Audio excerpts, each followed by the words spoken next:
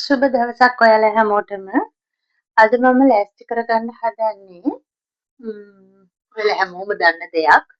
මේ විදිහට මම ලෑස්ති කරගත්තා මාළු මිරිස් ටිකක්. මම මාළු මිරිස්, ආල්මැස්සෝ, තක්කාලි දාලා හොද්දක් හදන්න තමයි ලෑස්ති කරගෙන තියෙන්නේ මේ විදිහට.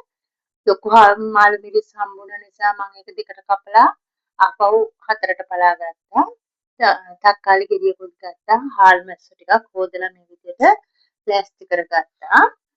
ඊට පස්සේ මම කපාගෙන තියෙනවා ලුණු අම්මිරිස් නෙවෙයි නයි මිරිස්. මේ විදිහට කොච්චි නයි මිරිස් කරල් දෙකක් සුද්ද කපලා තියෙනවා.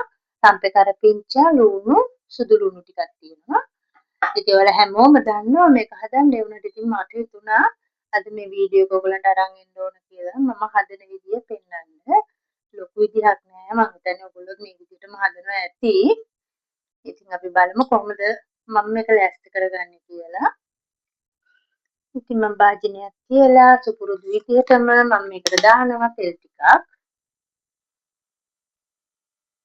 තෙල් ටික හොඳට රත් වෙන්න දෙමු. අද අපිට ගොඩාක් වහින දවසක්. මුළු දවසම අද වැස්ස. ඉතින් මට හිතුණා වැස්ස දවසේ මේ විදිහට ආල්මැස්සෝ මාළු මිරිස් දාලා හදාගත්තු පොඩ්ඩක් එක්ක බත් ටිකක් කෑවොත් හොඳයි කියලා. ඉතින් ඒ හින්දා මට හිතුණා මේ විදිහට හදාගන්න. දැන් මම මේ ටික රත් වෙනකොට දානවා.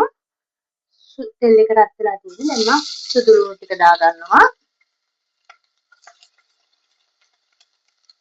ලුණු ටිකත් එක්කම එකතු කරගන්නවා.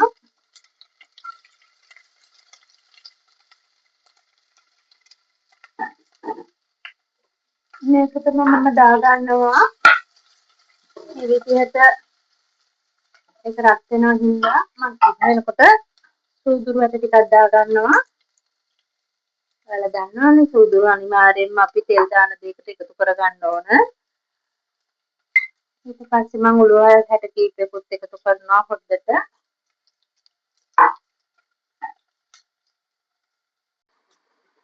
දැන් ලුණු ටික බාගෙට බැදීගෙන එන්නේ. මේ වෙලාවේ මම කහ කුඩු ටිකක් එකතු කරනවා. තෙල් එකට එතකොට ලස්සන පාටක් එනවා. තුනපහ කුඩු ගොඩාක් දාන්න නැහැ. අමු තුනපහ වලින් මම මේ සැන්ඩි භාගයක් විතර වගේ තමයි එකතු කරන්නේ. ඊට පස්සේ මම නයි මිරිස් දාන නිසා මම මිරිස් කුඩු වලිනුත් සැන්ඩි භාගයක් විතර එකතු කරනවා. ඊළඟට මම පාට ලස්සන පාටක් එන්න ඕනේ